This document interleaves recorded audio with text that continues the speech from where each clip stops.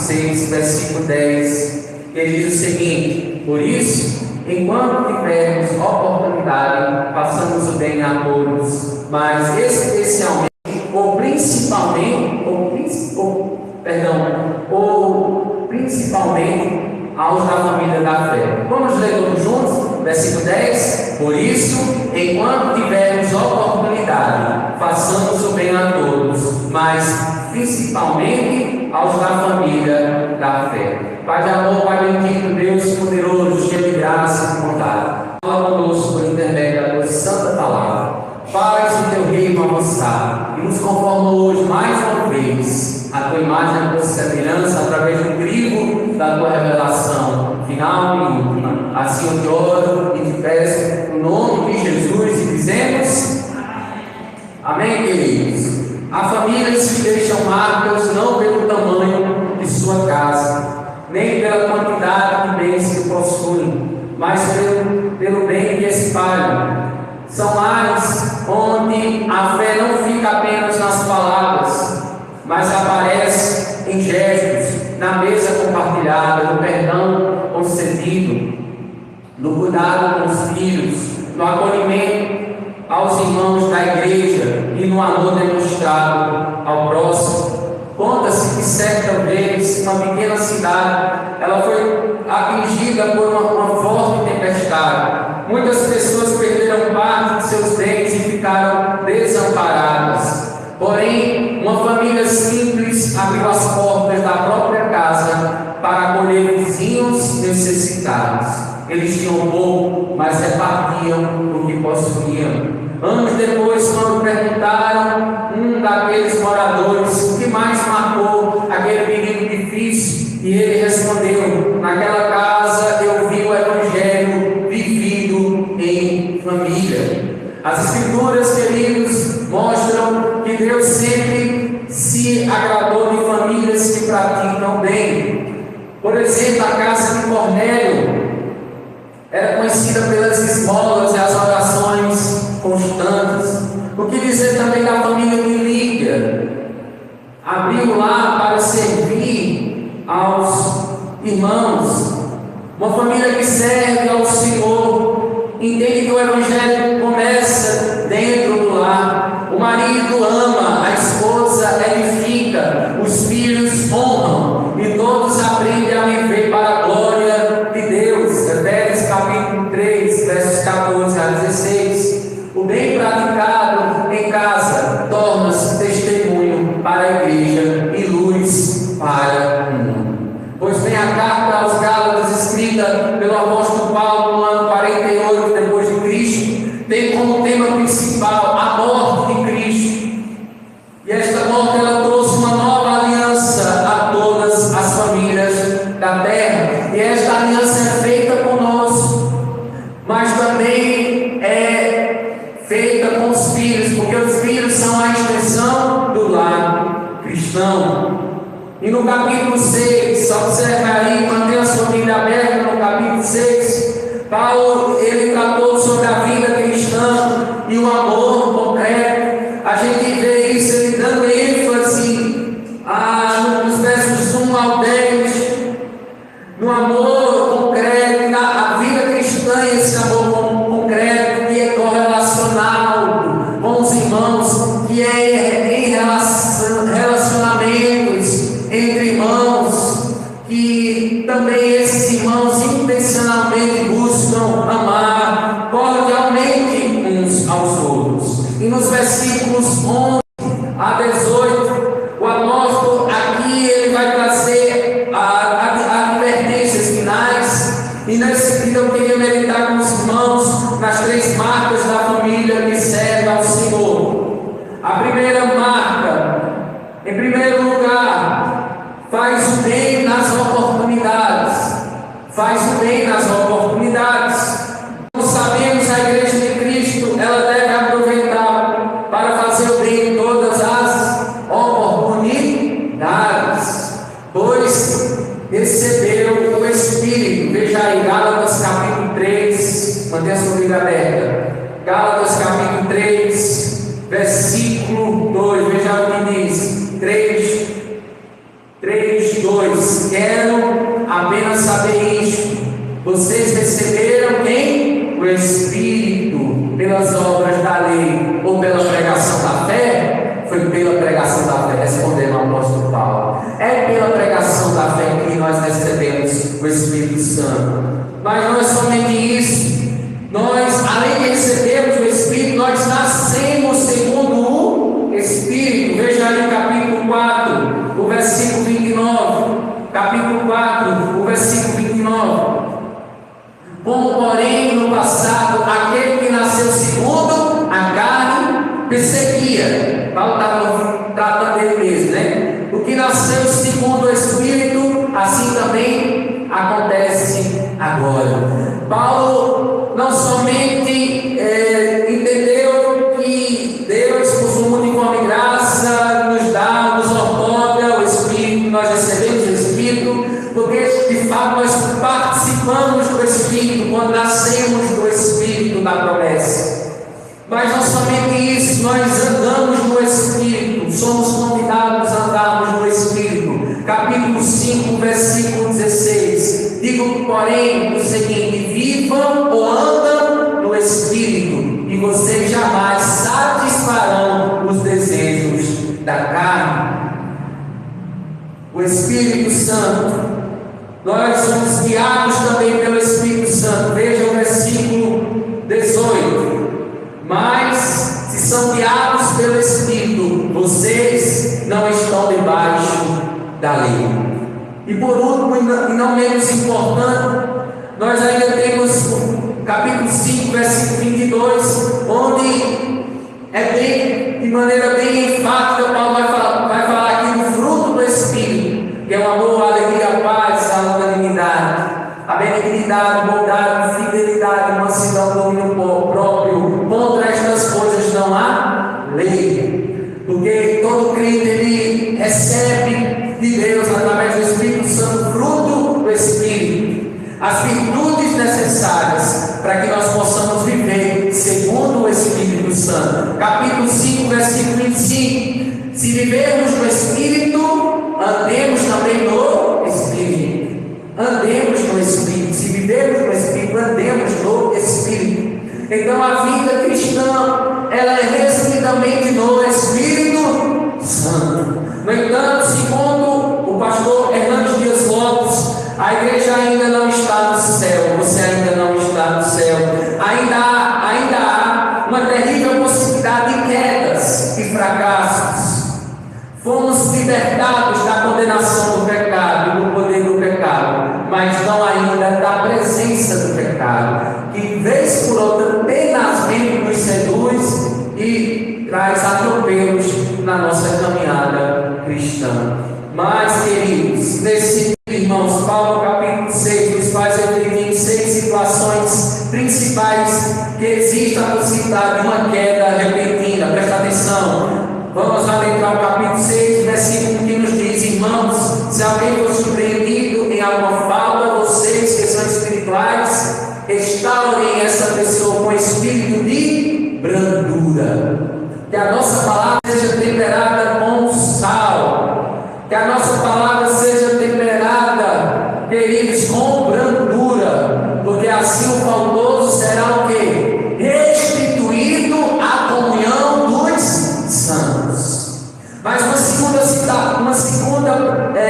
situação, há um confronto amoroso. Veja aí o capítulo 1, versículo B.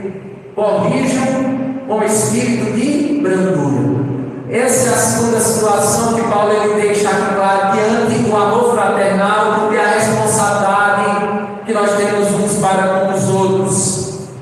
Corrigir com brandura, exortai em amor. A terceira situação, existe uma ordem necessária. Veja aí o versículo 2. Qual é a ordem aí? Levem as cargas uns dos outros, e assim estarão cumprindo a lei de Cristo. Queridos, é necessário nós ajudarmos os nossos irmãos a carregar as suas cargas, tendo o nosso irmão como superior a nós mesmos, nas palavras do apóstolo Paulo.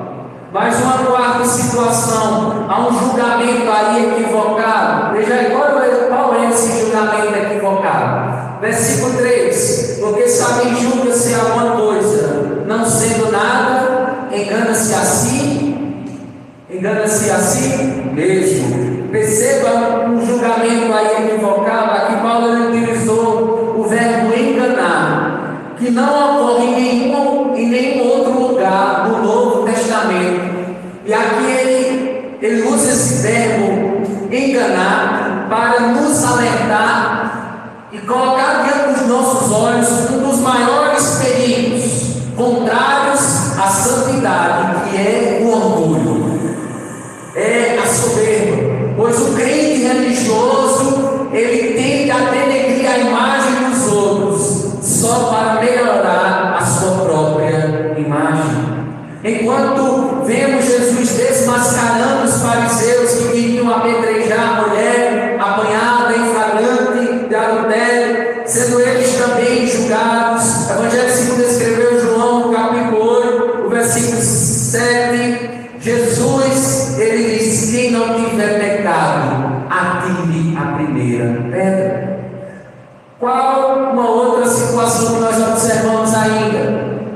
Uma quinta situação, uma atitude sensata. Veja comigo aí o versículo 4: mas que cada um examine o seu próprio modo de agir, e então terá motivo de gloriar-se unicamente em si e não em outro. Veja aí o versículo 4.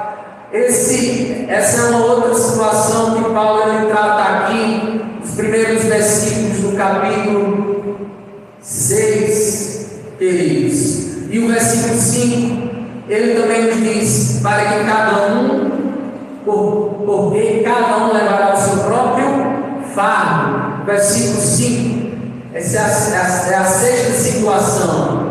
A sexta situação que chama-nos para uma responsabilidade pessoal, porque dentro das oportunidades, a Igreja de Cristo, ao mesmo tempo que é um ambiente de restauração, e assim é também um ambiente terapêutico para as pessoas. Também é chamada para ser uma igreja servidora. É uma igreja que restaura através da convivência uns com os outros, uns para com os outros, mas ao mesmo tempo é uma igreja chamada para servir uns aos outros. Romanos no capítulo, veja aí, Romanos no capítulo 12, versículo 11. Romanos no capítulo 12, versículo 11, que diz o seguinte: quanto ao zelo, não sejais remisos, sejam fervorosos no Espírito, servindo ao Senhor. Percebe, queridos, que enquanto igreja nós somos chamados para restaurar relacionamentos quebrados. Ao mesmo tempo, quando nós restauramos esses relacionamentos quebrados, esses relacionamentos que estão arruinados, esses relacionamentos que estão sem Deus no mundo, automaticamente também nós somos chamados para estendermos as mãos e a servirmos, não somente aquelas pessoas que nós conhecemos, mas as pessoas especialmente que não conhecemos, porque haverão oportunidades, ou haverá, melhor dizendo, oportunidades para que assim nós façamos e cumpramos a palavra do Senhor. E aí nós chegamos no capítulo 6 ainda, no versículo 9, que nos diz o seguinte: e não nos cansemos de fazer o bem, porque no tempo certo faremos a colheita, se não desanimarmos. Veja comigo a parte do versículo 10. Por isso, enquanto tivermos oportunidade. Amados, observe aí, em outras palavras, que Paulo diz aqui que o serviço cristão é um trabalho cansativo e exigente, porque somos tentados a desanimar, a relaxar e até mesmo a desistir. Porém, o Senhor, aquele nos dá uma promessa. Veja aí a promessa, versículo 9: e não nos cansemos de fazer o bem, porque no tempo certo faremos o quê? A colheita, se não desanimarmos. Muitas vezes nos encontramos cabisbaixos, desanimados, desmotivados. Sim ou não? Sim, nós passamos por tempos tenebrosos, nós passamos por tempos onde o inimigo, o astuto, o adversário, ele envia suas setas, ele envia os seus dados, ele traz tristeza, apatia, frieza espiritual, onde nós não conseguimos mais ler a Bíblia, onde nós não oramos mais, onde regularmente não estamos mais na igreja, sinalizando que somos um povo comprado e redimido pelo sangue de Cristo Jesus. E isso tudo, toda essa situação nos cerca e traz para nós uma desmotivação, traz para nós falta de estímulo, falta de atitude, falta de ação nossa, onde nós nos encontramos muitas vezes com as mãos atadas e com o coração perturbado, com o coração que se encontra tumultuado pelas preocupações desta vida. E assim nos encontramos. Mas, querido, aqueles que semeiam no Espírito colherão a vida eterna. Essa é a promessa. É a promessa que você não deve fechar os olhos para ela. Porque quando nós trabalhamos para o Senhor, antes mesmo de nós trabalharmos para Ele já trabalha para aqueles que nele esperam. O fato de você estar aqui é, de fato, um acontecimento da misericórdia do Senhor, porque Ele te enviou para aqui, para você ser edificado com seus irmãos, para que você pudesse adorá-lo, prestar o seu louvor, o seu culto agradável a Ele, porque somente a Deus adorarás, e somente a Ele prestarás, ou prestareis, melhor dizendo, culto, nas palavras do nosso Senhor e Salvador Jesus Cristo. Pois bem, irmãos, porque a seu tempo ceifaremos e não desistimos. Porque nós nos angustiaremos sim, mas nós não seremos destruídos. Angustiados, porém não destruídos. Se assim perseverarmos, se assim continuarmos olhando para Jesus, autor e consumador da nossa fé, irmãos, as oportunidades sempre existirão para fazermos o bem. Seja uma bênção na vida de todos. Compartilhe as bênçãos com todos. Amém, igreja? Lembre-se, estamos aqui só de passagem. Estamos aqui só de passagem. Não deixe para fazer amanhã o que se deve ser feito hoje. E tem que ser feito hoje, faça hoje. Abrace seu pai hoje. Beije sua mãe hoje. Diga que ama seu pai hoje. Diga que ama o seu avô hoje. Amanhã pode ser tarde demais.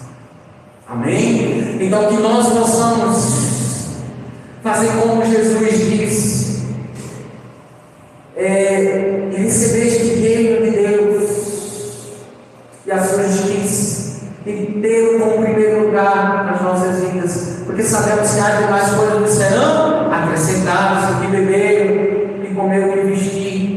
Jesus vai dizer no versículo 34, Mateus 6 ainda, basta ao dia o seu próprio mal.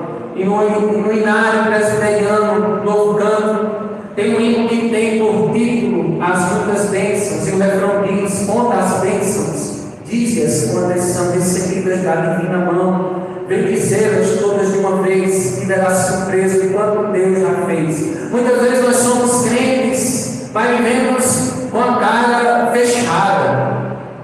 Estamos passando por situações e que isso nos oprime, mas Deus está no barco das tuas adversidades.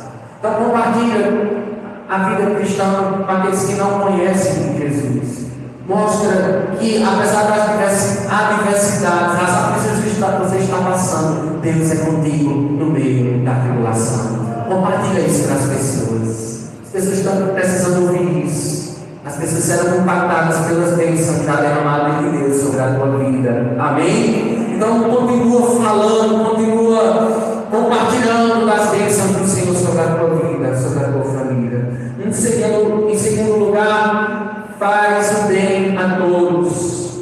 Fazer o bem a todos. Existe um princípio bíblico para a semeadura. E o apóstolo Paulo, ele nos oferece este princípio. Leia comigo o versículo 7 e 8. Veja aí, 7 e 8, o princípio bíblico da semeadura. Não se enganem que Deus não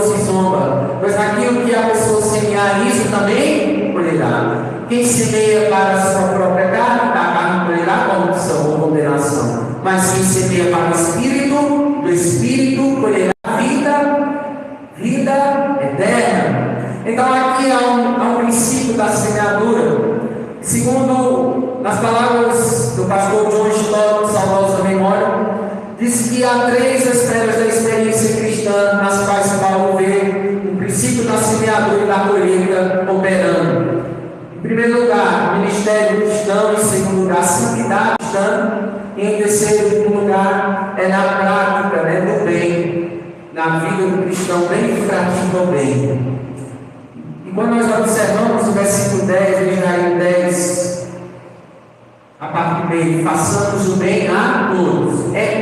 Paulo está falando aqui fazer o bem a alguns? Não, está falando aqui fazer o bem a todos. Segundo lugar aqui, por que Paulo disse isso? Por isso, enquanto tivermos a oportunidade, façamos o bem a todos.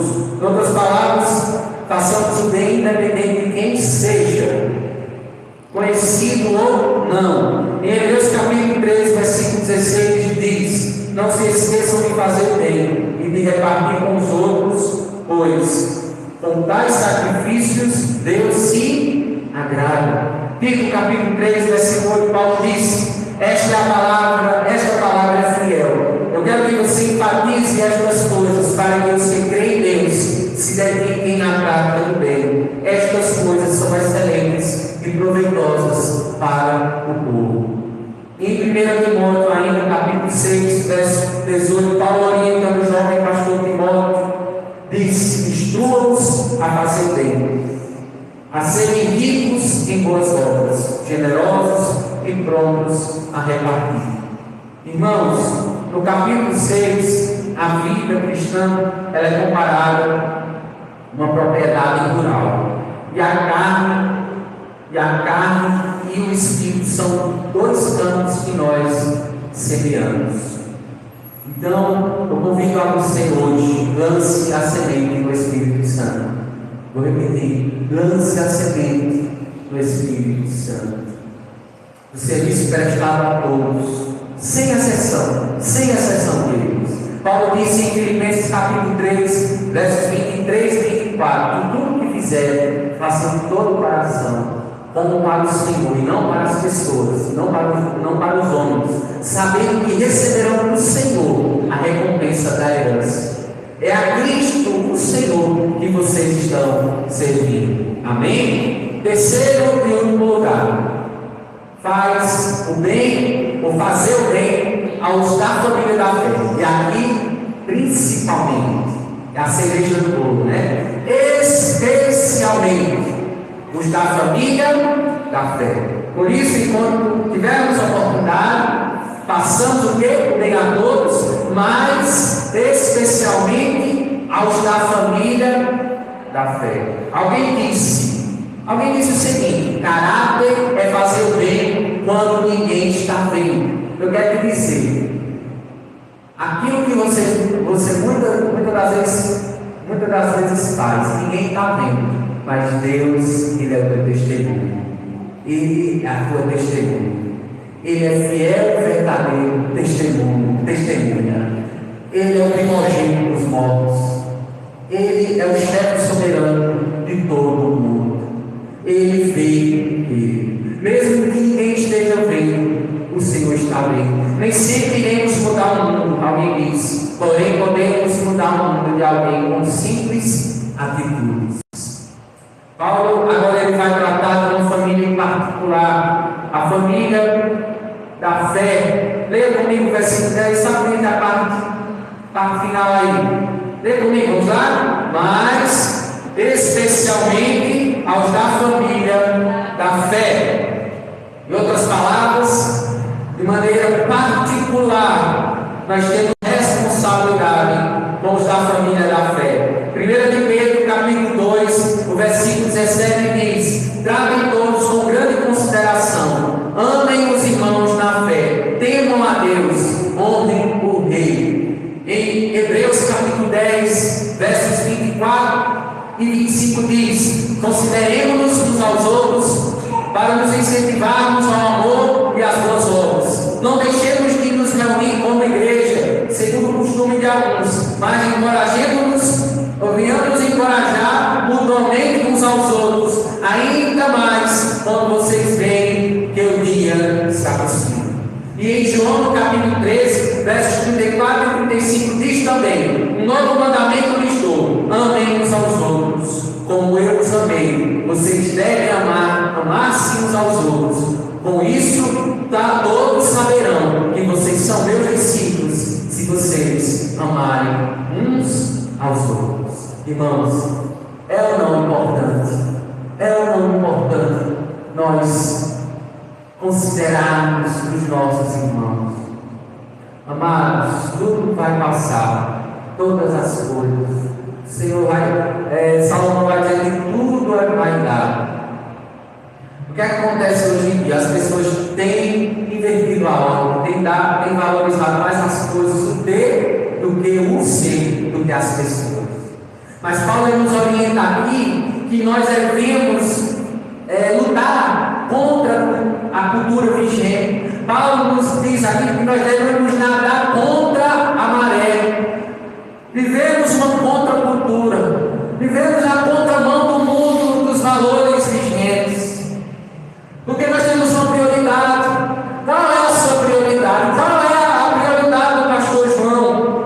Amados, queridos, nós devemos fazer o bem a todos, mas a prioridade é assistir-os da família da fé. A nossa maior prioridade é a nossa família. Você tem priorizado os seus, a sua casa, a sua família? Pois aquele que não cuida da sua família é pior do que os incrédulos. 1 Timóteo capítulo 5, versículo 8. Depois nós devemos cuidar dos domésticos da fé. Queridos, nossa família biológica é importantíssima para o Senhor, da mesma forma que a nossa família espiritual é importantíssima para o Senhor. Amém? E nós devemos olhar no filtro ou no prisma de Cristo, porque Cristo ele se entregou para a sua igreja, e nós devemos nos entregar também para os nossos irmãos, entregar nossa vida uns pelos outros, se for o caso, queridos.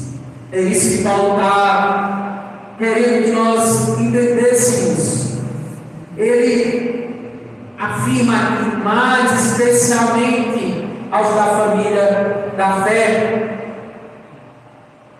do nosso grupo, depois de nós observarmos que nós devemos cuidar uns da nossa casa e também dos nossos irmãos em Cristo. O versículo 2 nos diz o seguinte: 6:2: levem as cargas uns dos outros, e assim estarão cumprindo a lei de Cristo. E até mesmo nos nossos inimigos, aqueles que gostam da nossa fé, que agem com intolerância religiosa, pensando eles que muitas vezes evangélicos, protestantes, é um segmento religioso de segunda categoria. Até estes nós temos que amar, até estes nós temos que seguir. Veja comigo, Romanos no capítulo 12, versículo 20. Romanos no capítulo 12, versículo 20, que diz o seguinte: 12, 20. Façam o contrário. Se o seu inimigo tiver fome, dele de comer. Se tiver sede, dele de beber. Porque fazendo isto, você amontoará brasas vivas sobre a cabeça dele. Ele vai ficar todo desconcertado.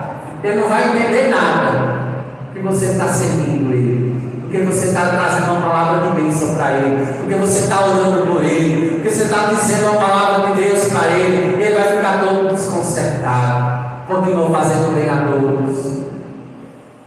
Haverão oportunidades. Amém, igreja? Quem está entendendo a mensagem? Amém? Então continua servindo. Comunidade serpense, a este povo que você foi plantado enquanto igreja de Cristo nesse lugar, para ser bênção, ser tudo uma bênção. Para concluir, nós meditamos hoje na família que pertence ao Senhor e vimos as 3 marcas da família que serve ao Senhor: fazer o bem nas oportunidades, fazer o bem a todos, fazer o bem aos da família da fé. Queridos, algumas aplicações práticas ainda. As oportunidades irão surgir. O bem não é algo que adiamos ou adiamos, para quando sobrar dinheiro ou termos tempo. Ele é feito no presente. Provérbios capítulo 3, verso 27 e 28 diz: não te recusa a fazer o bem a quem tem de direito, estando em tua mão o poder de fazer. Não digas ao teu próximo: vai e volta amanhã, eu lhe darei, se já o tens contigo. Fazer o bem a todos. É fácil fazer o bem para quem é simpático, sim ou não? Para quem te trata bem, é muito fácil, muito cômodo você fazer o bem. Para quem nos agradece ou para quem compartilha os nossos mesmos valores. Mas o amor da família cristã, ela deve alcançar o vizinho difícil, o colega de trabalho que critica você, ou critica a mim, critica a nossa fé, e o desconhecido na rua.